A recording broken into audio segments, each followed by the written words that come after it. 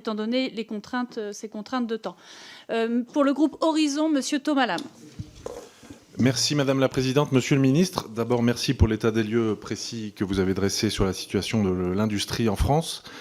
Si l'attention des médias s'est portée principalement sur les grandes entreprises comme Michelin ou Auchan récemment, il me semble essentiel de rappeler que ces cas médiatiques, bien que très préoccupants, ne sont que l'arbre qui cache la forêt. En effet, derrière chaque grand groupe, il existe des milliers de fournisseurs, majoritairement des PME, dont la situation est souvent encore plus fragile. Comme dans les grands groupes, derrière chaque PME, il y a des emplois, et derrière chaque emploi, il y a des familles. Ces entreprises sont essentielles à la vitalité économique et sociale de notre pays. Leur redonner confiance et les moyens d'agir sereinement doit être une priorité nationale. Dimanche dernier, je me suis rendu au salon du Made in France. J'ai échangé avec un dirigeant de PME industrielle. Il m'a fait part de ses grandes difficultés à recruter. Il a des commandes et il lui manque actuellement 12 salariés. Il ne trouve personne. Cela, notamment à cause d'une concurrence inégale avec les grands groupes qui peuvent offrir des salaires plus compétitifs et proposer jusqu'à 15 mois de rémunération tout en mettant en place des grands plans de licenciement.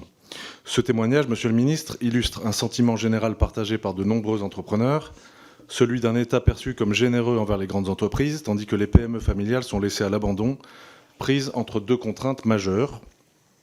D'un côté, elles subissent des charges sociales parmi les plus élevées d'Europe.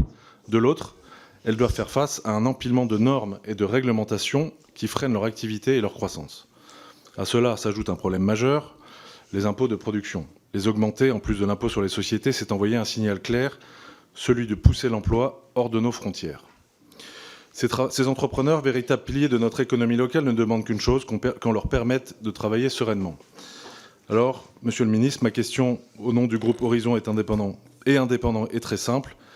Que comptez-vous mettre en œuvre pour redonner de l'oxygène à nos TPE et PME et rééquilibrer leur attractivité vis-à-vis des grands groupes?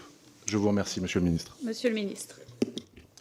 Merci beaucoup, Monsieur le député, de me permettre d'évoquer ce sujet extrêmement crucial qui est le sujet des relations entre les donneurs d'ordre et les fournisseurs, entre les donneurs d'ordre et les sous-traitants. Je veux vous dire que nous disposons sur ce sujet d'abord d'un diagnostic que je partage avec vous, qui est que les relations sont déséquilibrées et que pour un certain nombre de donneurs d'ordre, en particulier dans la filière automobile, cette asymétrie se traduit par des contraintes extrêmement fortes pour les sous-traitants, des contraintes sur la productivité qui ne sont parfois pas tenables.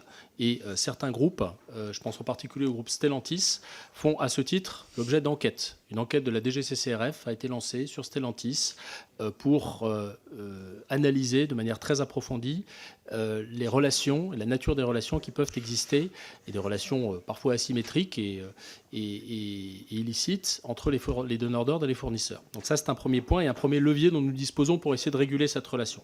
Ensuite, vous dire que cette question de la relation entre les grands groupes et les sous-traitants, ça interroge les filières et leur organisation. Nous avons un certain nombre de filières et de comités stratégiques de filières, en particulier dans l'automobile, qui sont organisés au sein du Conseil national de l'industrie. Et je reçois régulièrement les acteurs de ces comités de filières pour voir comment on peut réguler. Un exemple, en 2020, une charte a été construite au sein du CNI sur la régulation des relations entre donneurs d'ordre et fournisseurs, notamment dans le domaine de l'automobile. Cette charte n'a pas forcément donné les effets escomptés et il nous faut nous doter d'autres outils, mais la relation et la réflexion se fait également au niveau des filières. Enfin, le dernier élément de réponse que je vous donnerai, c'est que si nous voulons favoriser nos PME, TPE, nous devons favoriser le fabriqué en France, à la fois à travers des clauses de production locale, un petit peu inspirées de ce que font les Américains avec l'ARA, dans un cadre européen et soumis à la concurrence européenne et au droit communautaire. Je pense que nous pouvons y parvenir et le salon du Made in France en a donné une illustration. Je vous remercie. Merci, Monsieur le Ministre.